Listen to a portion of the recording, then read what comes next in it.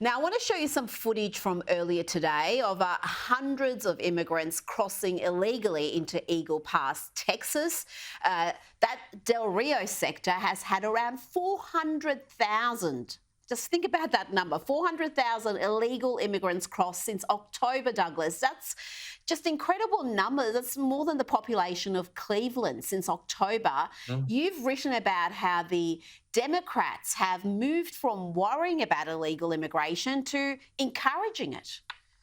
Yes, I mean, the most extraordinary things about this is that if you go back to the 1996 election, for instance, Bill Clinton's platform, Democrat platform, the election was all about, the fact that the Democratic Party must be a party of law, and that included having legal migration and not allowing illegal migration. Fast forward to 2022, millions of illegal migrants enter the US each year, and the Democrats don't seem particularly bothered by it. And something very interesting has just started to happen, which I wrote about in the New York Post this week, which is that so far, it's states like Texas that have borne the brunt of this.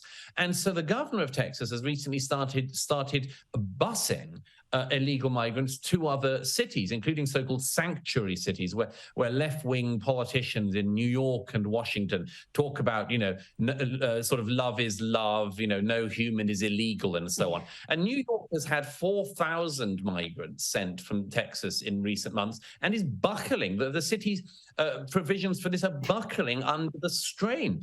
And I just think it's extraordinary. First of all, the governor of Texas is quite right to be able to say, let's share this around a bit, guys. And if you're going to encourage this, you can deal with some of the consequences. But I think the more interesting thing is that the left wing's policies on migration are always like this. They have open borders because they don't believe that there should be borders.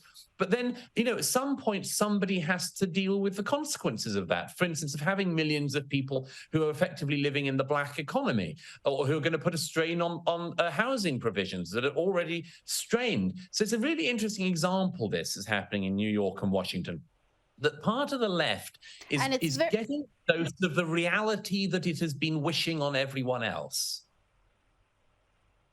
Absolutely, and particularly when you look at New York and the Democrat leaders there whining about this, they're a sanctuary city. They proudly proclaim that they're a sanctuary city, and when Governor Abbott sends them the illegal immigrants they're inviting in, they say they can't cope with 4,000 when there's 2 million plus crossing illegally at that southern border.